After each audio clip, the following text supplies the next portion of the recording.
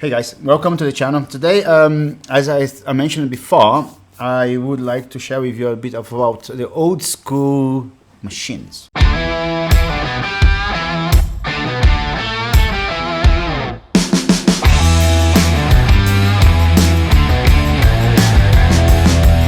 The old traditional, beautiful tattoo machines, which is the beginning. Well, the beginning was hand poking, or nowadays people say, yeah, hand poking, blah, blah, blah.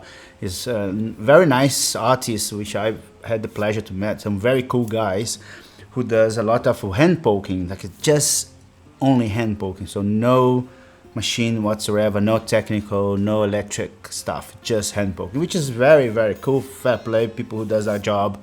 They do nice. A lot of people in Taiwan. Well, this is another topic, another time. There's going maybe into the section of like, a little bit about influences and about styles maybe, you know, but not today. So, but today we're gonna do like a little bit of the mounting, to put apart the tattoo machine, the old machine. I'm also gonna explain to you a bit about coils, which is pretty much the brain of the tattoo, the old school tattoo machine. Let's put it like that, yeah. So old school tattoo machine, new school tattoo machine. Just divide in two sections, let's say like that. So we have a different. So as I think in the previous videos I mentioned about a bit about the machine. We have the coil is a very important part of basically the whole brain of the tattoo machine. And in the middle of so then comes the technical part, what kind of material is made of. So like in case it's steel, no? If it is steel, is a good conductor, electricity conductor, with the the percentage of the materials in the mix of the casting. Some people has a casted made, so basically they create a like how you call that? Basically, it's a cast building. So you put the metal, the melted iron inside, and then it becomes a frame. Some other ones cut with CNC machines and then weld them together. And some other they screw them together. So many ways to build a tattoo machine, right? So I personally helped people to do back in the day. A few different artists I helped to them how to build the machine. Or maybe I didn't teach them, okay? They actually gave me a lot of knowledge in that. Thanks to them. I don't gonna mention names because there's a few of them, and but all nice guys, very nice tattoo machine builders. Some of my friends they just had this kind of let's see if it works. Another ones was serious about it. So I had the pleasure to work with some guys who actually built tattoo machines for some tattoo suppliers around the world, and they actually. So I learned how to build from scratch. And so today we're just gonna go through the basics of it, which is more like I know how to build the machine, but it's more like how to put the machine apart, and in specifics what is each part of it and what the part does. So here in my hands I have these coils, pre-made coils. So you can buy also pre-made stuff. You don't have to build your own if you want to. I find super fun. For me it's fun to build things, so I like it. But you know, most of the people I know, they put together, they buy parts from here, from there, from this, from that one, and they assemble it together and they sell them. Some very famous tattoo artists I know, they do that. They sell handmade tattoo machine. Basically, yes, kind of handmade. They put together themselves, they tune themselves, they put under their names, and they sell that way. But they are really not really handmade because some parts of it they are casted. So they build it already in amount and then put together, right? So here I have this they call weight 8 reps. Basically, what it means 8 reps. So rep is, as we know, is a rep, no? And this is 8 times. So from the core is the middle part here, which is this little guy, which is the very important part of the tattoo machine because that is when your armature bar connects it. So makes this relay connection. So basically like that. So when you switch on and off, and the wire which goes around which is a copper wire, very important to be a very good quality. I don't remember the specifics of the size of the wire as well, but here is very important to have this precise, very there. And this wrap around the tattoo machine, and then so this is 8 wraps. So it's a flat liner, so it's a fast coil. This company called Icon Tattoo Supply, they basically start with power supplies back in the day, which they had a really good power supplies. I had a few of them, and I had one which was my first one. I have still one or two left behind, but the first one I had from them was the EOS or ES 200, which was a lovely power supply. I love the power supply. I feel really bad that I gave away or sold it or whatever happened to the power supply, and now it's like a kind of like a dinosaur, and everybody wants one. Okay, so this is a very so these two parts here is what join the coils together. And this is the front and this is the back. So how we can see that, so is that this is as a right hand coil, by the way. So if you would be lefty, it would be the other way around, the other side around. So this always the back of the coil is shorter. It's shorter than the front. So that goes to the front contact. Let's go to the back contact. Okay. So here I have some tools, rounding tools you should have when you're gonna put your machine apart. So this is a torque 25 125 027. It's a very common one, simple. You can get in any hardware store. Simple to get, easy to get.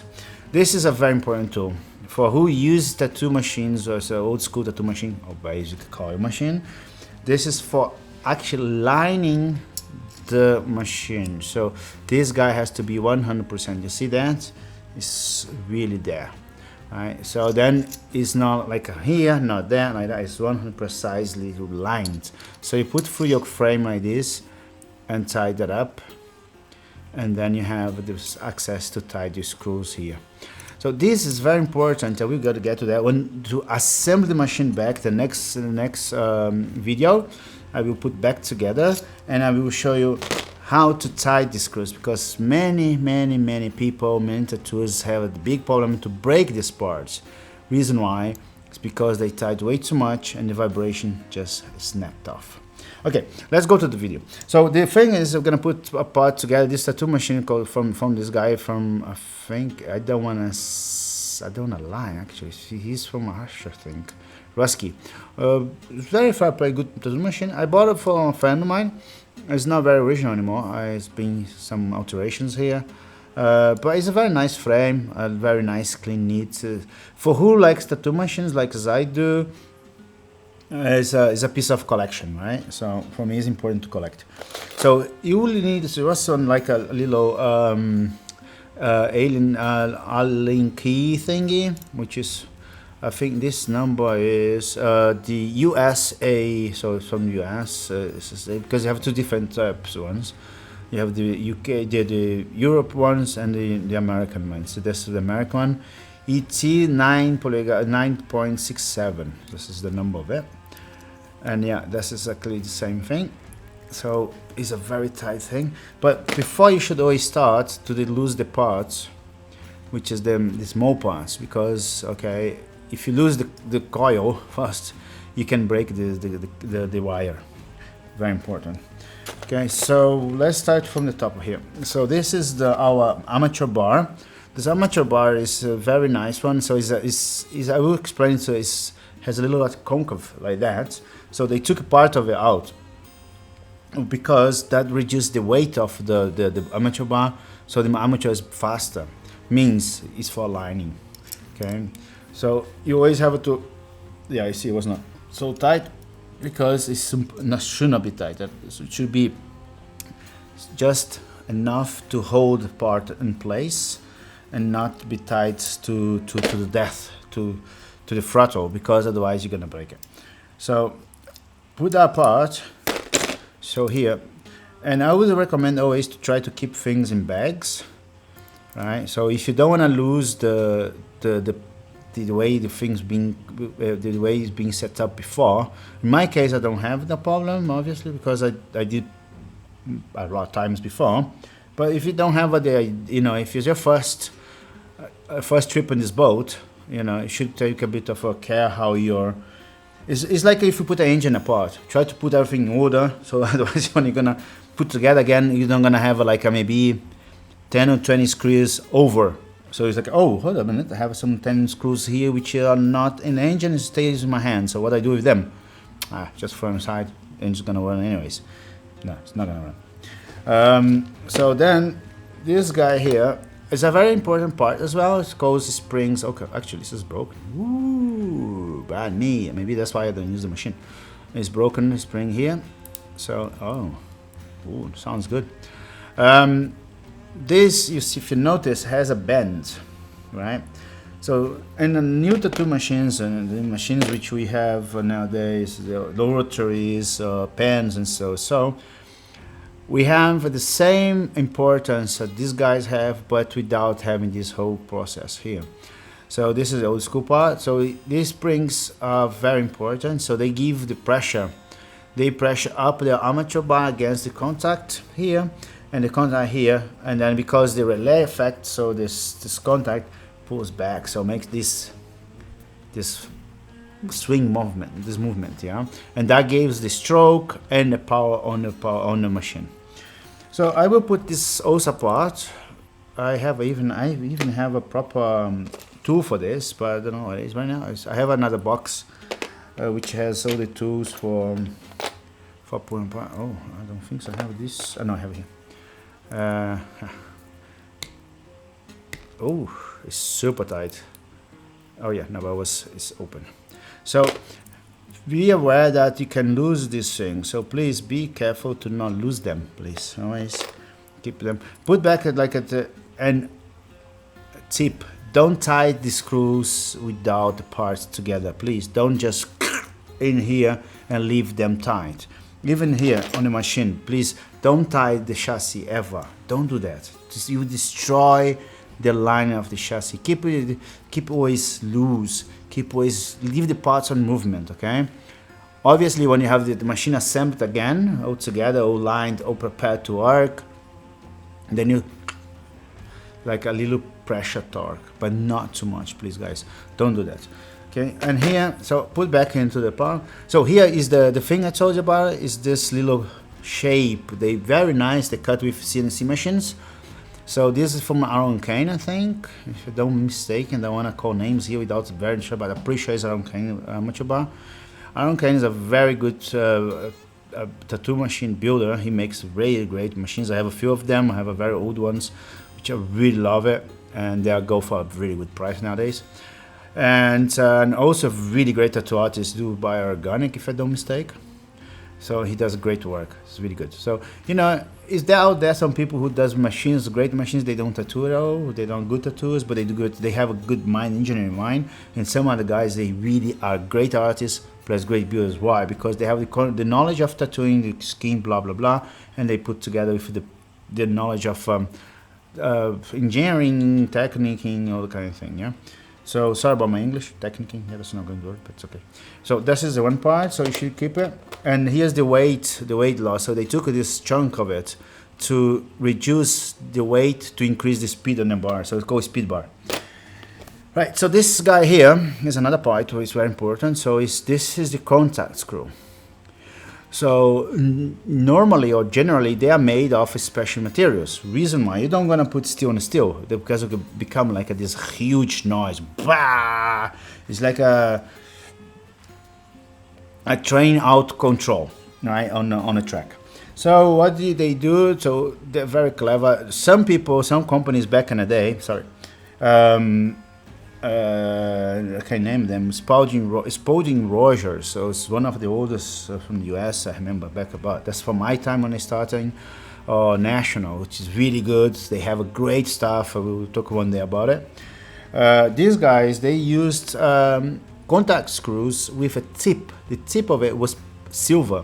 I don't know exactly how much percent silver is really in the material, but is there is there definitely silver in it, and that is really makes. But the only downside of that kind of contact screw was that they wear off really quickly as if you use the machine very long.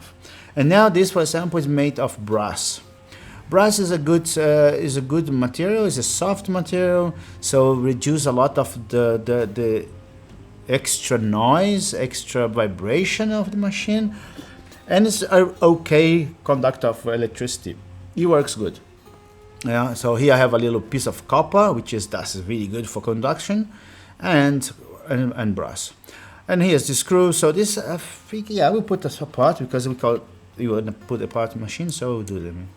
So, but normally I don't do that because I don't have to. But this is for you guys just to have an idea how the chassis look like a naked. Hopefully I can open the bottom part. Okay, so again, this is a very special build. I mean, the guy who built the Husky, he had a very crazy idea to. Normally they are everything together in one screw. This guy put 2 screws here.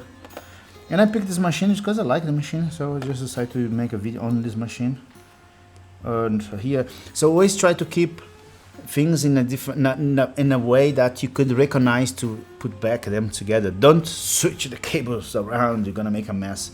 That's something you have to make sure that it stays in the way it should. Okay. So then we have the screw here. Put the screws together. In this case, he has this bolt and screw which I never saw before. I mean, I don't think so I have any machine that this kind of way in my collection anymore. I never had before and don't have any. And here is again the same thing. So then we have this copper little contact thing here, which is give connection between the coils and the contact. So here is the copper thing, but this is not normal, okay? That you're not gonna find this in every single machine. This is something special for this guy, this builder. So I put back together here, so that is we don't lose the part, because if you lose this part here, yeah, then I could assemble without it, but it makes no sense. It's there. It's actually funky. It's nice. Looks good, right? So then here. Again, this is the back spring screw. I put back on the chassis just to keep that and not lose the screw. Again, don't tie that up. You just touch it. Just touch like that. See, you can see that's nice touching. That's it. That's all.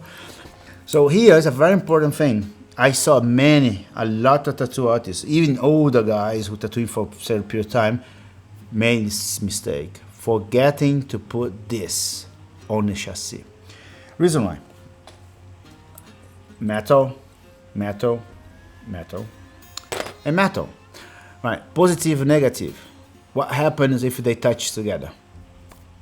Or just don't work. Blow the power supply hits it up, the capacitor hits up and pow, kaput. So reason why you have these little guys is to isolate them. Oops. These little rings, they are made of plastic, some sort of isolation plastics, and they put here, and then the screw goes on them. So in them, so you have this isolation spot, and then screw through, and then ties. But don't tie too much again, then you break these guys. So funny enough, this guy here don't have washers, but maybe because he has this guy here on the other side, that works. But that's supposed to have, yeah, no, this side here has actually. But this side will not. Then comes a part which is the bottom part, the back contact, which ooh la la. Okay, here, and this is again is a special machine. A good plier, small plier like this would make part of your tool selection. And then, ooh, can you hear it? It's tough. Ooh. Yo. They didn't touch. I'm scared of this. I think this coil is not gonna be easy to remove. So then you hold here. Oh yeah. So you have to be gentle with this stuff. Yeah, don't just do like in a brutal way. You're gonna end up breaking because it's very sensitive. Doesn't look like because it's an old school machine, but it is. She has life, and you need to take care of it. Okay. Tattoo machines are very, very sensitive things. They are very sentimental as well. You know, if you're not in a good mood, she will be in the worst mood ever. But if you're in a good mood, then she's a good mood too. It's fun enough, but yeah, it's like that. Okay, again, you see here the same thing, protection. So these guys isolate the screw to touch the chassis, and that conducts the energy from the clip cord. So clip cord goes chassis, and then you don't really have the poles of like a negative positive like people do. You could do it, but in coil machines, not many people care much about it, and I never heard of it. So some people say, who's more technical, more into the techniques of it, says yeah, this and that. But I don't know. Everybody has opinions, right? So here, and then the last part of the assembly, the mounting. Wish me luck. Oh no, that was actually easy. Good. It's not that difficult. That was a bit more tough. So you see, hold the chassis like that, the coils, because you push against the frame, so you have less possibility of breaking the cable. Please make sure you don't do that. Ouch. Okay, here we go. These guys here, oh, they had a lot of washers on the bottom, underneath. So reason why the washers here is because here again the chassis, the nucleus or the nucleus of the coils. So in some machines, that's something which we're gonna talk about in the future, is about how to adjust the machine to run more to your taste or the way you think is best. Right, so you lift it up always the front one a bit more than the back. The paper, it should be like a distance of a paper thickness of millimeter or two of paper, air gap in between the back coil and the armature bar. So here is our little, and you see here the capacitor is pretty small. So we have a different sizes. I don't recall the numbers in specific by Fahrenheit or something. I think that's how it goes. They have some numbers which specify the size of the capacitor. I'm more about the knowledge of what does, what doesn't, and so on. This is small because, as I said, it's a speed machine. So basically it's a machine for lining, fine liner up to medium range lining. And then obviously if the capacitor go thicker, bigger, then goes slower, the machine get more power in the sense of bigger line groups. And then goes to the shaders, okay? So this is the coils from this machine. It's the original coil still. Looks pretty good to me. The wire is very nicely done inside. It's really well done. I think I saw some pair of coils like this before from Spain actually. In Spain they make a lot of these coils. In Spain they are very good for making coils. I mean, you can assemble the machine alone. You can order parts from all Europe. And here in Europe we have a very good tattoo builders, like a machine builders, which make a really nice parts. They sell the parts in spare parts, and so you can actually buy a coil from one guy, this and that from the other guy. I order parts like my springs, my armature bars, washer stuff. I order from a tattoo supply called Lock Supply, which is from this company here from America. Why I like them is because they have very nice, neat stuff, very good quality. They really cared. They really did care. Oh, here I can get you the numbers of the capacitor. So here you have the capacitor itself. So that's a replacement one. Is okay. Okay, yes, it's UF. It's 47 UF, 35 volts. So UF, this is the number, not Fahrenheit. So stupid me. Thinks that more heating, right? So this 35 volts, and you can get 50 volts. That's going up, then it's going more the speed reduced. This is the cable, so to isolate this wire here, which you could not touch because you cannot touch the frame without it. Then you have this black. I call this shrink wrap. Why is that called? Because if you put around the thing and hits it with a heating gun, they start contracts and hits it and holds the cable together and isolate the cable. It's extremely nice idea. It's so great. This was a genius. And here we have this little connectors which you have to weld it. So then you need a little bit more materials. You need a welding, but just a simple from like a electronic shop welder. And you have a couple little things you have to buy for that. But you can also buy them already pre-made. Just connect to the machine. That's it. I prefer like this because I can do my way and so on. And these guys, they have a great material. And if you look in their website, and Lock Tattoo Supply EU, which is the European based of them, they have a here, I think this is based in Denmark by Henningen. It's a very nice tattoo artist, very good, very good one. And they are based there in Denmark. And they have a great tattoo machines. Wow, so it's spectacular is what they have. They also sell dango beans. They sell. Actually, I didn't look into the website for recently, but they had a very nice stuff, and they have their own machines, which is really great. I have a few of them. Love it.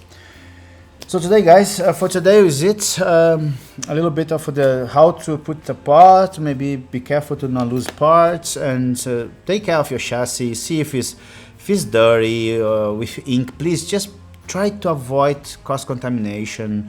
If you're working from home, I wouldn't say do it. Don't, I recommend always go to a tattoo shop, professional tattoo shop, talk to someone, try to get a apprenticeship and so. But if you don't have nobody around and you really desire to do so, here's some possible tips you could use to do your own home thing or your little studio, whatever.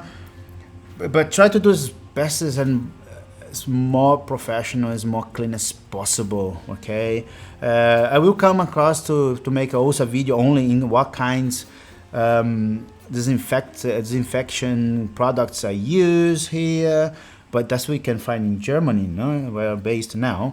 But is there also some things you can get in different places? So, but the basic structure is the same for everything, okay, guys? But cross-contamination, make sure never tight this guy here. Don't keep tight, leaves loose or like this all the time. Clean your chassis nicely, but don't do. I saw this happen so many times. People just lay the machines on the table and just spray alcohol, whatever they have on top of the machine. They soak the machine because they think that's clean the machine. Best is don't let the machine get dirty, please. Don't touch the machine with dirty gloves. Is there is there like in the market you can buy like a little bags to protect your machine, right? I was always very suspicious with that because sometimes feels like the machine heats up a little bit, but I don't know. But the best is make sure your machine doesn't get in contact with blood or anything, residuals from tattoos and the table. Don't keep two things apart. Okay, is isolate everything, clean everything, wrap around everything. Everything around you has to be well protected, well clean. Gloves all the time, okay? Not when you have to assemble or demount a machine. This is you don't need the gloves. But keep your machine clean. Don't spray on it. Spray on the paper and wipe. And if you disassemble a machine, make sure this part is super clean, no residues of ink, no dirty, no bloods, nothing. Put back together nicely. I will show how to clean any parts later when I'm going to put by the machine again and so on. Okay, so I wish you guys a very good week and I see you next time. Okay, thank you very much. If you like it, subscribe to the channel and see you next time. Thank you.